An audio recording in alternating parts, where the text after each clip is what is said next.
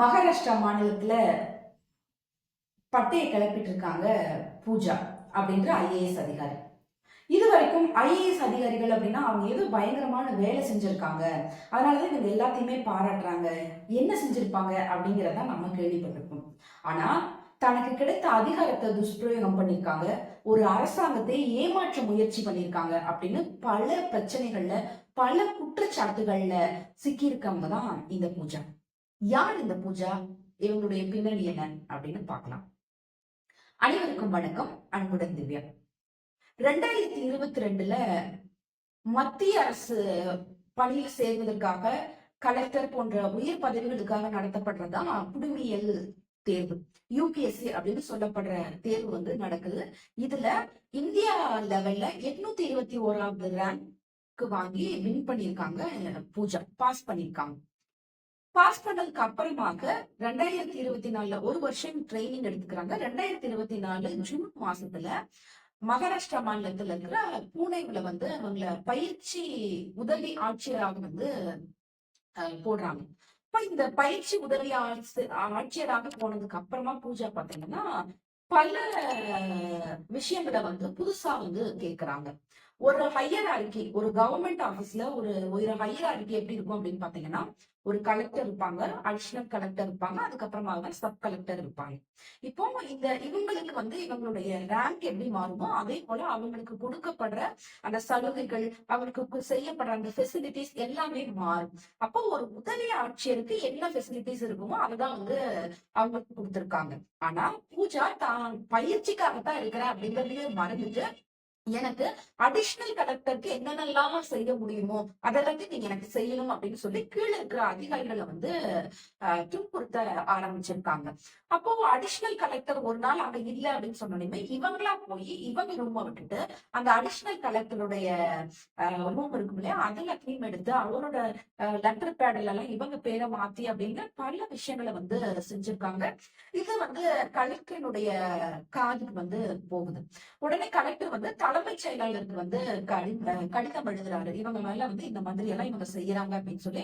உடனே இவங்க என்ன பண்றாங்க அப்படின்னு பாத்தீங்கன்னா, இவங்க இந்த பூனேல இருந்து வாஷிம் அப்படிங்கிற பகுதிக்கு வந்து பணியிட மாற்றம் பண்ணிடுறாங்க. இதுக்கு இடையில சைரன் வச்ச வண்டிகள்ல சைரன் வைக்க கூடாது அப்படிங்கிறது அரசு வாகனங்களாக இருந்தாலும் கூட பெரிய பெரிய விவிஐபிஸா இருந்தாலும் வந்து வைக்க கூடாது அப்படின்னு இப்ப கவர்மெண்ட் சொல்லிட்டு இருக்கு.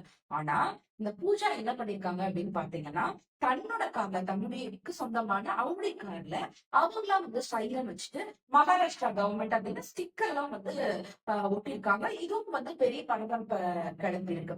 இதுக்கு அப்புறமாக பாத்தீங்க அப்படின்னா இவங்களை பணியிட மாற்றம் செஞ்சாங்கல்ல, அங்கேயும் போய் இதே மாதிரி வேலைகளை வந்து அவங்க பார்த்திருக்காங்க. இதுல இவங்க பணியில சேர்ந்ததே வந்து ஒரு பிரச்சனைக்குரிய விஷயமாக வந்து இந்த பணியிட மாற்றத்துக்கு அப்புறமாக வந்து தெரிஞ்சிருக்கு. என்ன அப்படின்னு பாத்தீங்கன்னா, இதுல ரெண்டு விஷயம் இருக்கு. ஒண்ணு வந்து ஓபிசி, அதாவது இடஒதுக்கீடு. கவர்மெண்ட்ல எந்த வேலையில சேர்ந்தீங்கன்னாலும் அதுக்கு இடஒதுக்கீடு இருக்குது அப்படிங்கிறது நமக்கு தெரியும். இதுல எஸ்பெஷலி ஓபிசில அப்படின்னு எடுத்துக்கிட்டீங்கன்னா கிரிமி லேயர், நான் கிரிமி லேயர் அப்படின்னு ரெண்டு பிரிவு இருக்கு. இந்த கிரிமி லேயர் அப்படிங்கிறது என்ன அப்படின்னு பாத்தீங்கன்னா, உங்களுடைய பெற்றோர், அதாவது அந்த வேலையில இருக்கிறவங்கள பெற்றோர்களோ இல்ல அவங்க சார்ந்திருப்பவங்களோ வந்து வருடத்திற்கு அவர்களுடைய அந்த வருட சம்பளம் அப்படிங்கிறது 8 லட்சம் ரூபாய்க்குள்ள இருக்கணும்.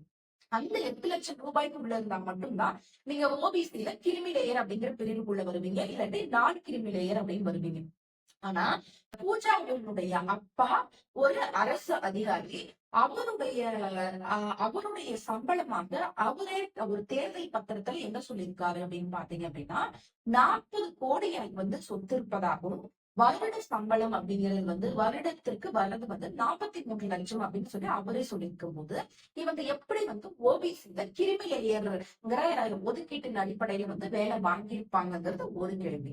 இன்னொன்னு பிடபிள்யூடி அப்படின்னா பர்சன் வித் டிசபிலிட்டிஸ் சொல்லுவாங்க. அதுல என்னென்ன குறைபாடுகள், உடல்ல என்னென்ன குறைபாடுகள் இருக்குதோ அந்த குறைபாடுகளுக்கு தகுந்த மாதிரியான ஒரு இடஒதுக்கீடு வந்து கொடுக்கப்படும். இதுல பூஜா தனக்கு வந்து கற்றல் குறைபாடு குறைபாடு இருக்கிறதாகவும் மன இறுக்க குறைபாடு இருக்கிறதாகவும் கொஞ்சம் கண் பார்வையும் வந்து கம்மியாக இருப்பதாகவும் சொல்லியும் கூட வந்து இந்த இந்த இடஒதுக்கீட்டுல வந்து சேர்ந்திருக்காங்க. ஆனா ஒரு கவர்மெண்ட் எக்ஸாம்ல நீங்க சேரும் பொழுது இந்த மாதிரி இடஒதுக்கீடு அப்படின்னு சொல்லி நீங்க சேர்ந்ததுக்கு அப்புறமாக உங்களுக்கு ஒரு ஒரு ஒரு மெடிக்கல் நீங்க மெடிக்கல் செக்அப்புக்கு போகணும். அந்த செக்அப் முடிச்சதுக்கு அப்புறமா தான் நீங்க வந்து அதை வந்து உறுதிப்படுத்திக்குவாங்க. அப்படி பூஜாவை எய்ம்ஸ் மருத்துவமனைக்கு நீங்க போங்கன்னு சொல்லும் பொழுது அவங்க எனக்கு கோவிட் இருக்கிறதாக சொல்லி ஃபர்ஸ்ட் டைம் வந்திருக்காங்க. அதுக்கப்புறமா ஒரு 4 முறை இப்போ ஆகஸ்ட்ல போகிற வரைக்கும் 4 முறை வந்து அவங்க தான் வந்து ஒத்தி வச்சிருக்காங்க. இதுவும் கூட வந்து ஒரு சந்தேகத்திற்குரிய ஒரு சந்தேகத்திற்குரிய ஒன்றாகத்தான் இருக்கு அப்படின்னு சொல்லி சொல்றாங்க. அதனால பூஜாவினுடைய பயிற்சியை வந்து ஸ்டாப் பண்ணி வச்சிருக்காங்க. இதை பத்தி அவங்களுடைய சர்டிபிகேட்ஸ் அவங்க மேல இருக்கிற குற்றச்சாட்டுகள் எல்லாத்தையுமே வந்து விசாரிப்பதற்காக மனோஜ் திவேதி தலைமையில ஒரு நபர் குழுவை வந்து யூபிஎஸ்சி வந்து நியமிச்சிருக்காங்க. அவங்க வந்து விசாரிச்சுட்டே இருக்காங்க. இப்படி விசாரிச்சுட்டே இருக்கும் பொழுது இன்னைக்கு பாத்தீங்க அப்படின்னா பூஜாவினுடைய அப்பா அம்மா மேலேயும் சில குற்றச்சாட்டுகள் வந்து வந்திருக்கு. பூஜாவினுடைய அம்மா மனோரமா அவங்க தன்னுடைய புனேவில் இருக்கிற ஒரு ஒரு விவசாயிய வந்து அங்க இருக்கிற நிலத்தை வந்து என்னுடைய பேர்ல எழுதி கொடுங்க அப்படின்னு சொல்லி துப்பாக்கியை காட்டி அவங்களோட ஒரு 5 பேர் சேர்ந்து என்னை மிரட்டினதாக வந்து போலீஸ் ஸ்டேஷன்ல வந்து கேஸ் கொடுத்திருக்காங்க. அது தெரிஞ்சு அவங்க தலைமறை வாங்கிட்டாங்க. திருப்பி இப்ப வந்து அவங்களை அரெஸ்ட் பண்ணிருக்காங்க அப்படின்னு எல்லாம் வந்து சொல்லப்பட்டிருக்கு. இன்னும் இந்த கேஸ் எப்படி எல்லாம் போகும், உண்மையாக வந்து பூஜா வந்து தவறு செஞ்சாங்களா, அவங்க அம்மா யாரு, இந்த இதுல எல்லாம் எப்படி என்ன இருக்கு அப்படிங்கறது வந்து ஆய்வு செஞ்சு அந்த குழு வந்து நமக்கு சொல்லும் அப்படின்னு நினைக்கலாம். ஆனா நம்ம இதுல இருந்து தெரிஞ்சுக்க வேண்டியது ஒண்ணுதான்.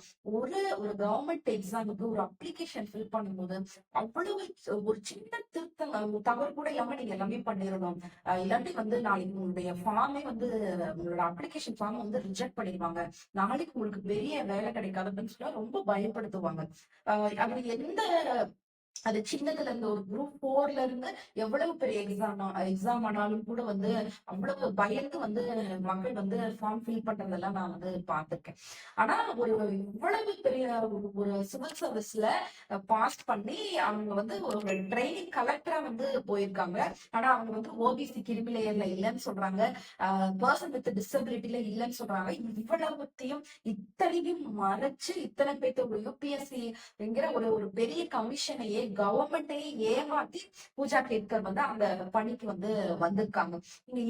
எப்படி இதெல்லாம் நடக்குது அப்படின்னு தெரியல. ஒரு பக்கம் பார்த்தா நீட் நெட் எல்லா கொஸ்டின் பேப்பரும் அவுட் ஆயிருதுன்றாங்க, காசு கொடுக்கறதுன்றாங்க, நீட் வச்சுக்கலாமா எக்ஸாம்ஸ் வச்சுக்கலாமான்னு கேக்குறாங்க. இன்னொரு பக்கம் பார்த்தா பாஸ் ஆனதுல இவ்வளவு குளறுபடிகள், ஒரு சான்றிதழ் ஒரு சர்டிபிகேட் வந்து கரெக்டா வந்து பார்க்க முடியாம யூபிஎஸ்சி தவறிச்சா அப்படின்னு நிறைய கேள்விகள் இருக்கு.